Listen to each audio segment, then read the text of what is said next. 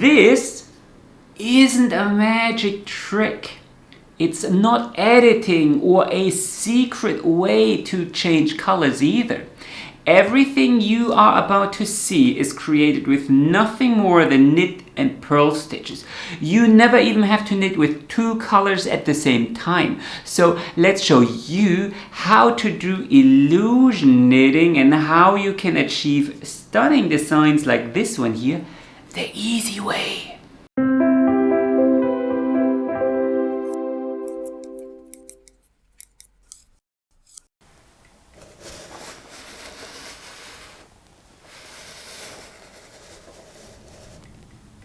What is illusion knitting and how does it work? I'm sure you know that stockinette stitch has this wonderfully smooth surface on the right side.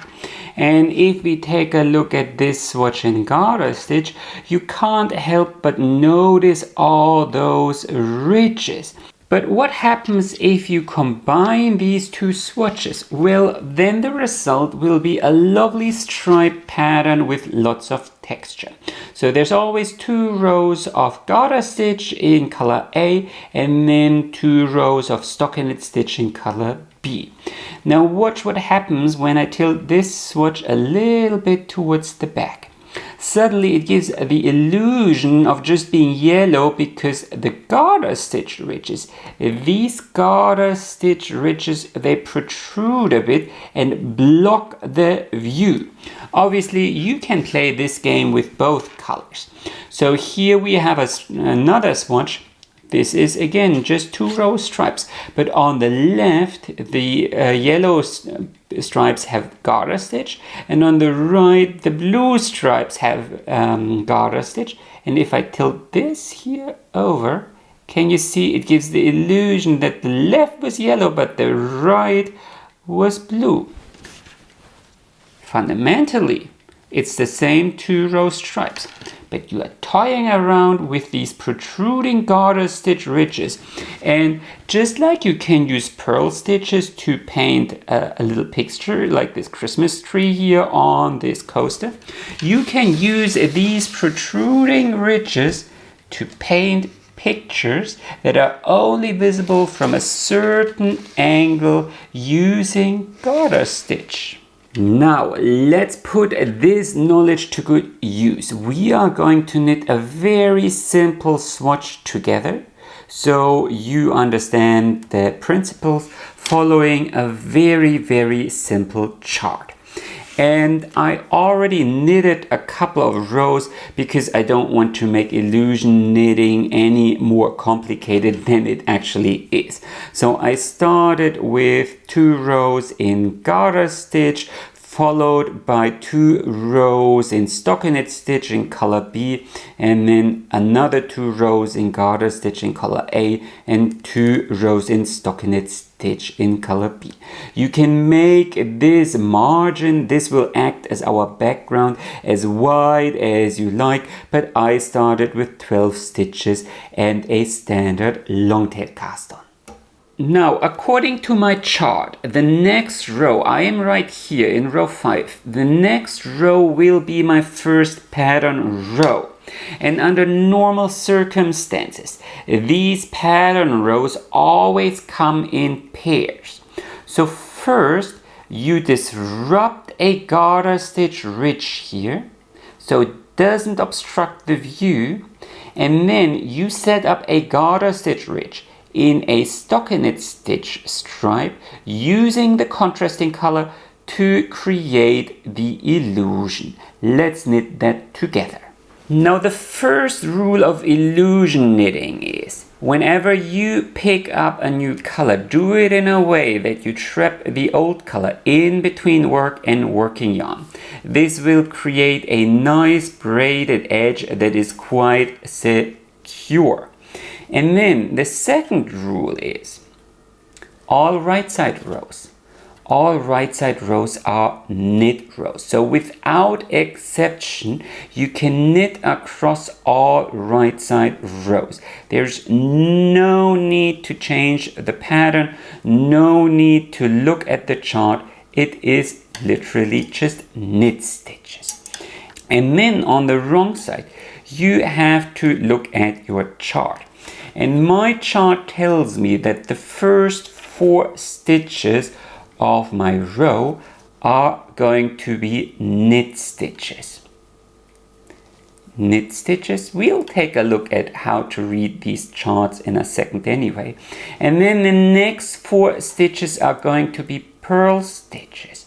So I'm setting up stockinette stitch. Stockinette stitch is flat. It doesn't obstruct the view, so I can create my illusion, and then I will follow up with 4 knit stitches. These will set up a ridge in garter stitch, and those will act as my margins.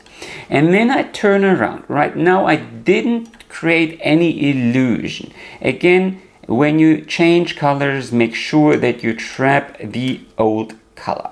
And then you simply knit across. As I said, all right side rows are knit rows without exception. Just knit across.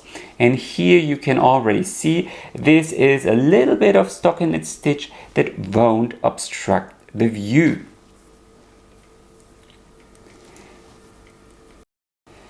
And then you turn around and basically you knit the inverse.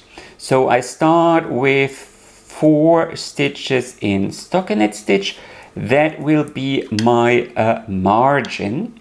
And then I follow up with 4 knit stitches. 4 knit stitches. This will create a garter stitch ridge here, and this will create my illusion.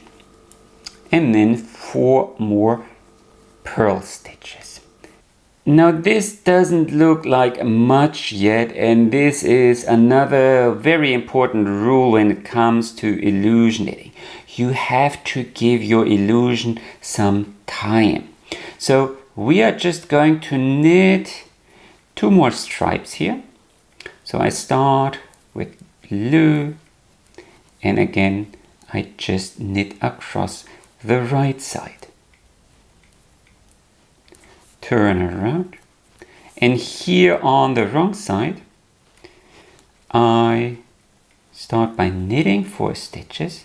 So whenever you knit stitches on the wrong side, that is a color you want to be able to see. Then I purl 4 stitches and knit another 4 stitches. Then I switch yarns. Again here I'm making sure that I trap, well, the color for a nice braid. Knit across.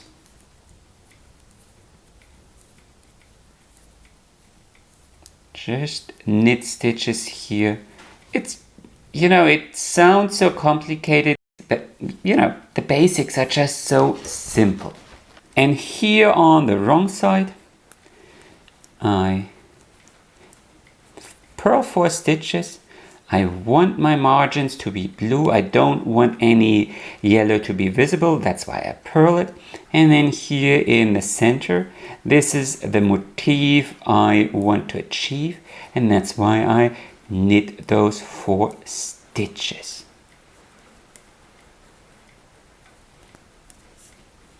And then here on the right side, you can see how the illusion is slowly taking shape. So there's just a hint of my little square yet. And if you continue like so, this will be the result. Doesn't look like much, but no, here, there is my little square. Now it's gone. Here is my little square. And once you are done with your motif, you typically frame it in a little bit in the background color. So you just stick to the repeat at the beginning.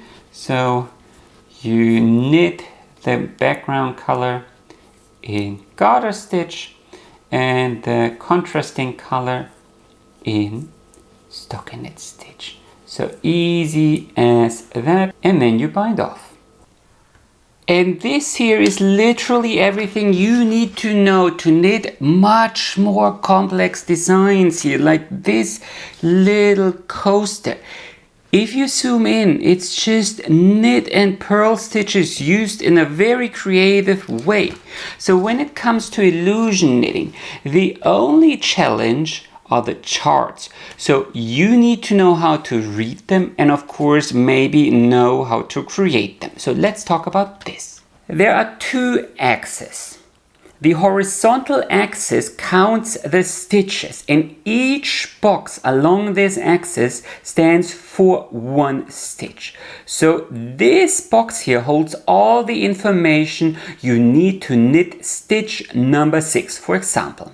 And with each stitch that you knit, you move your pointer 1 box to the side and ask it, well, what information does it hold? How do I need to knit this stitch? Since there are 12 stitches in total, you know that this pattern requires a cast on of 12 stitches. This vertical axis counts the ridges. This is very important. In a normal chart, this axis counts the row. But in illusion knitting, the right side is easy. You always just knit across. No matter if you use the contrasting color or the background color, you always just knit across the right side. So almost all illusion knitting charts omit this information. You just don't need it. A bit like lace or cable charts that don't chart the wrong side because you only work all stitches in pattern. So this first row here tells you how to knit the first and the second row of your pattern. Or rather, it only tells you how you need to work the second row because you should know that you simply knit the first row. Now, most illusion charts come in 3 colors. 2 primary colors and then white. And here is another bit where you need to pay attention. Black box means you need to knit that stitch in color A on the wrong side. Again, because you already know that you need to knit it in any right side row.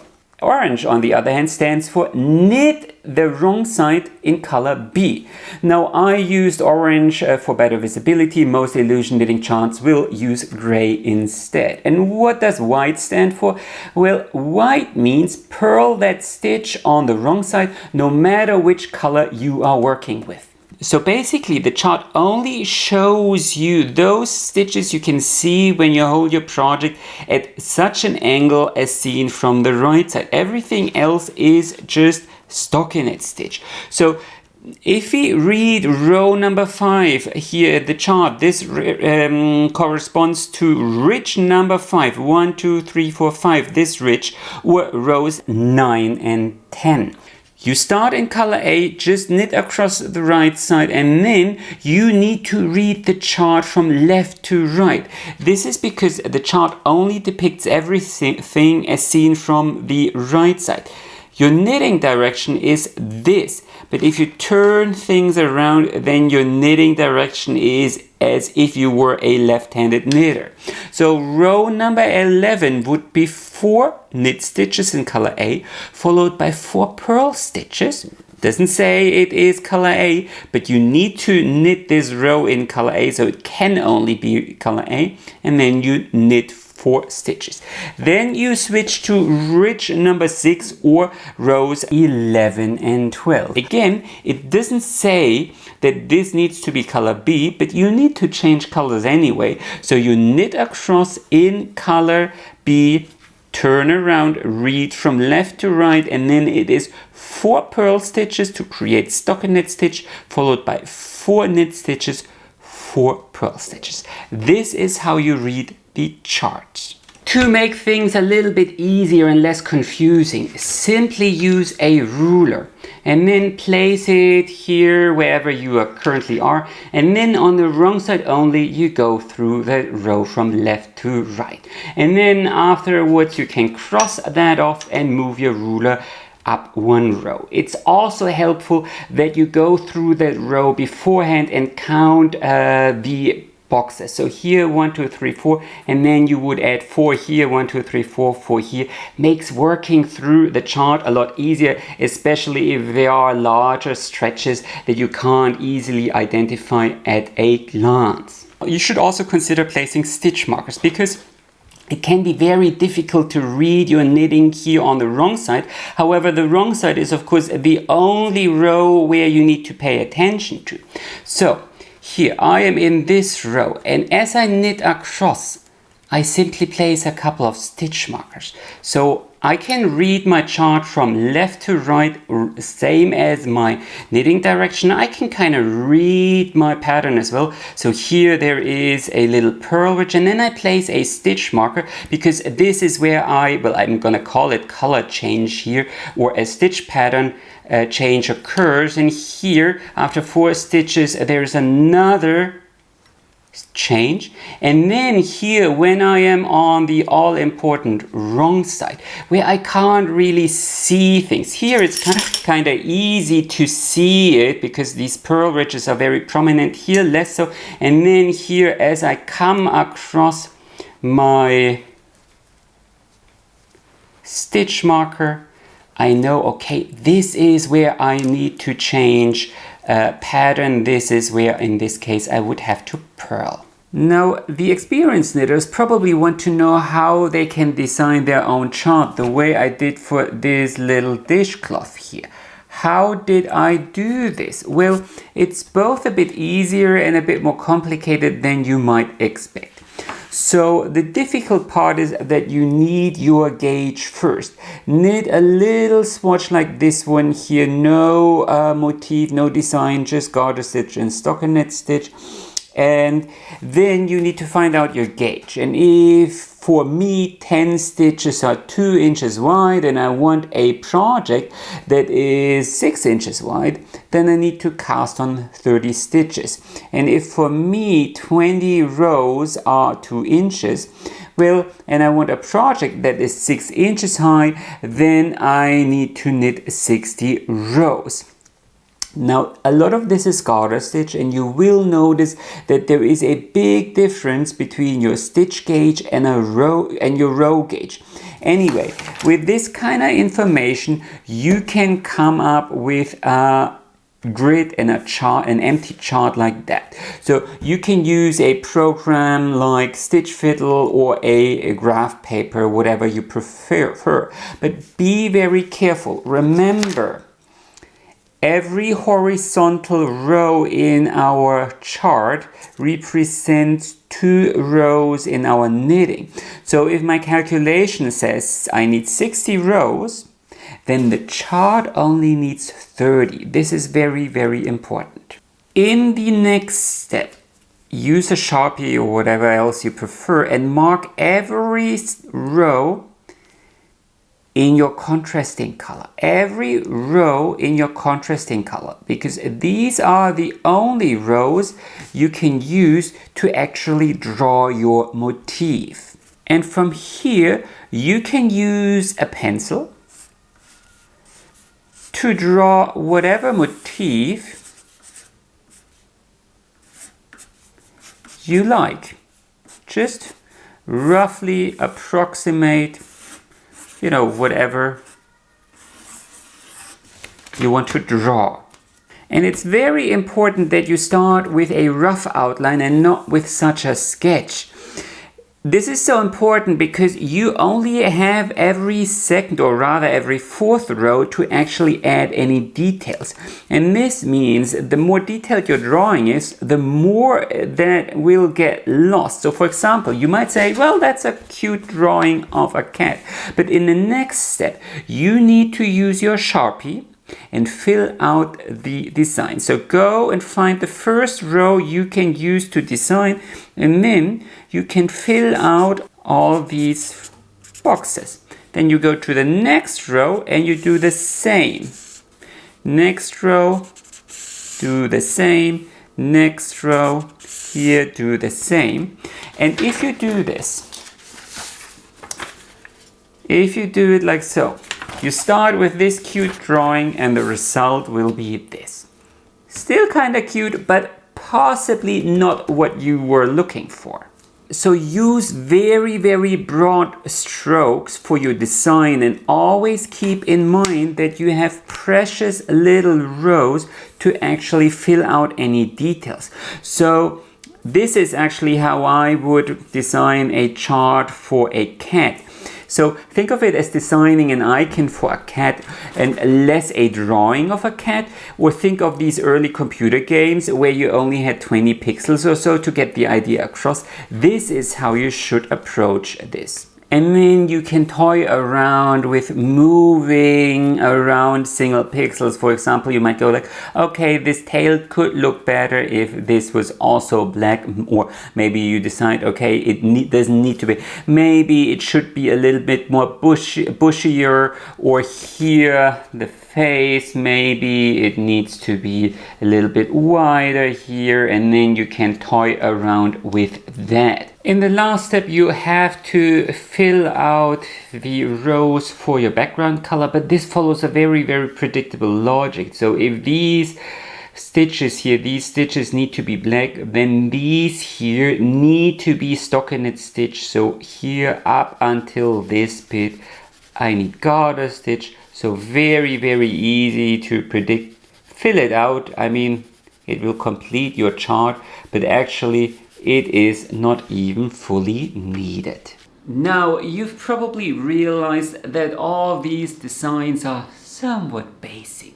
And again, you only have every fourth row to do any designing. And if you want to add more details, you will need more charting real estate. And the only way to achieve this is by using a finer yarn and casting on more stitches. So if you go to Ravelry and search for Steve Plummer, then you will find a huge library of illusion knitting patterns. He has some amazing designs, and together with Pat Ashford, he's the one who basically invented and popularized this whole technique.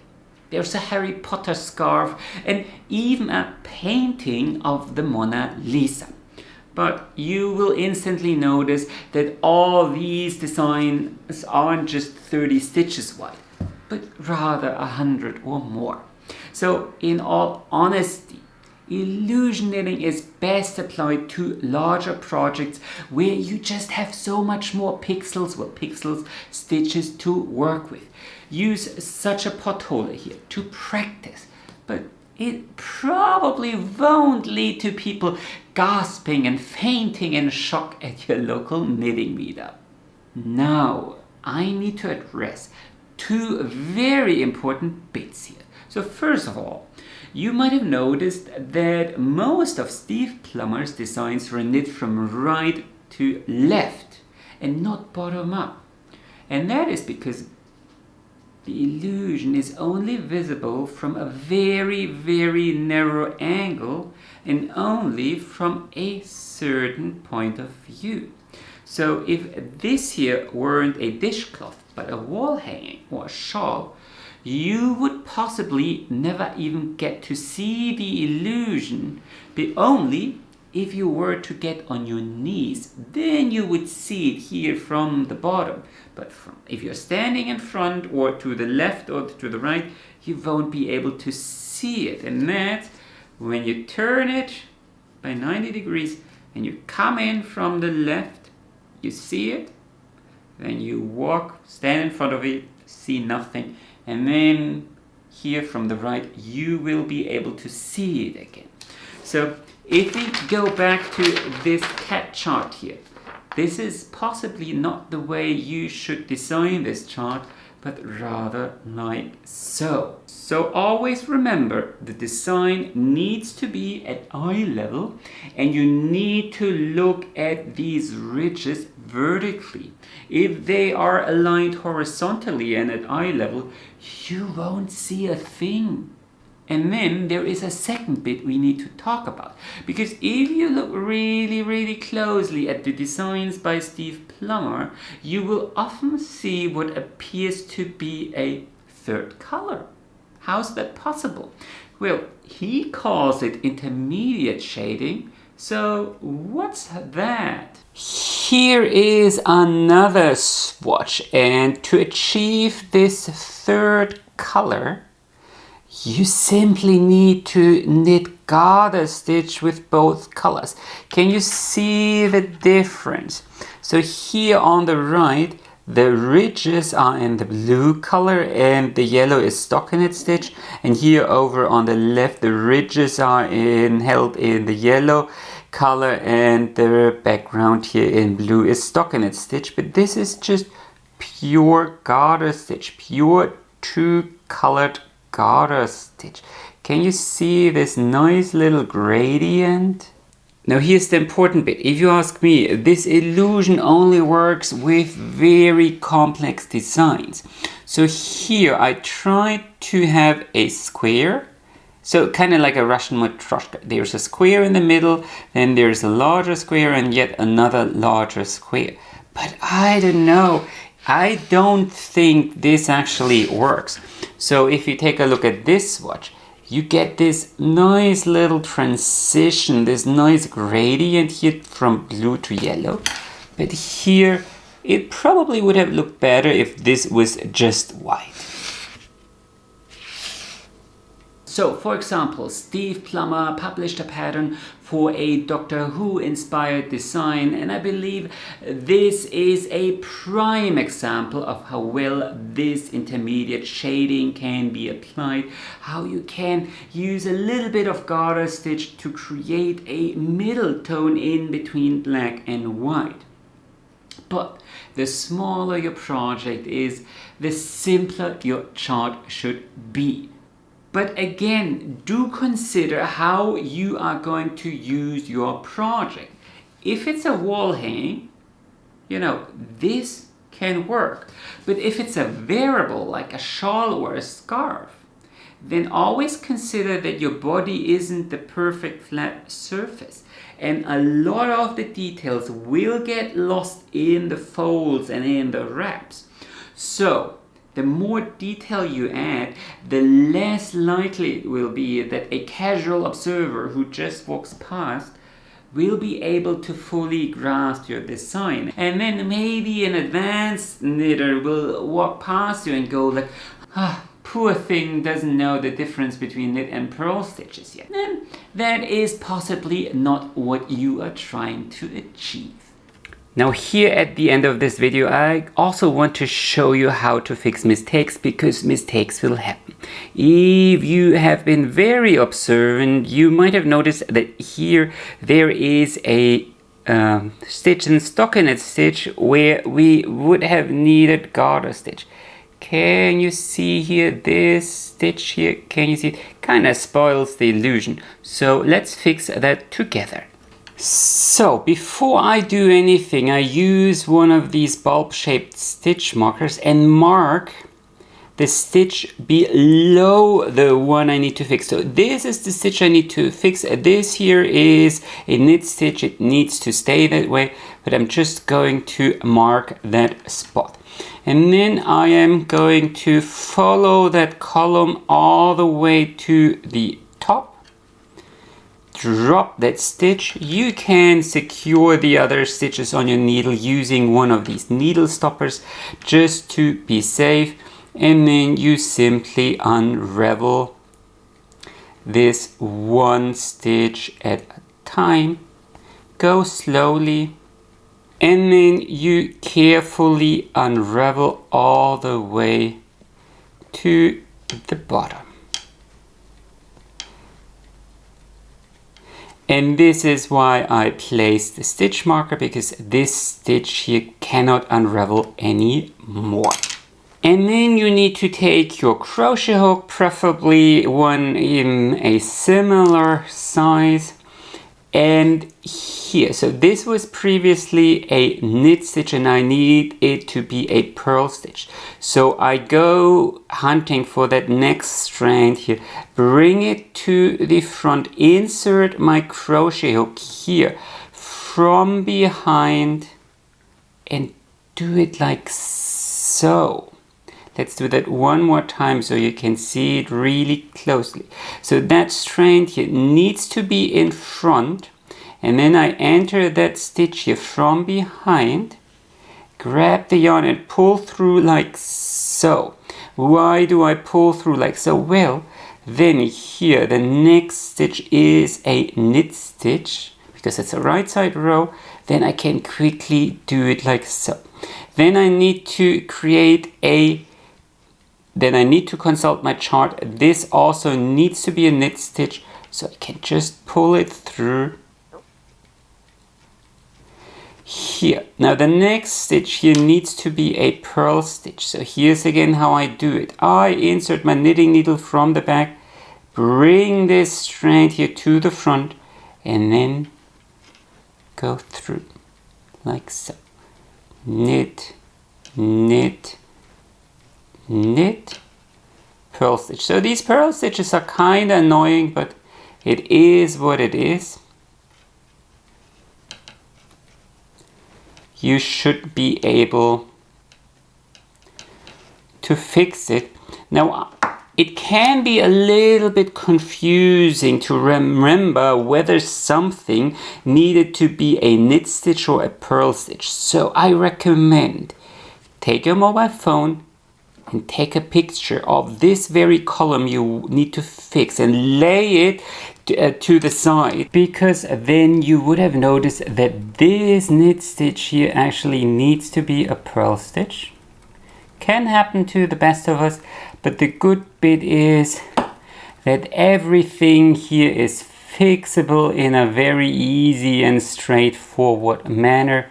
Again, it's just knit and purl stitches, and if you know this little trick here, then everything is fixable in a super easy way all the way back to the top. Now this last stitch also needs to be a purl stitch, and then I can remove my needle stopper, and there, see, good as new. Can you see the difference now? So anyway, this is how you do illusion knitting. I hope you enjoyed this video. Comment below if you still have any questions, and as always, happy knitting and enjoy the rest of your day.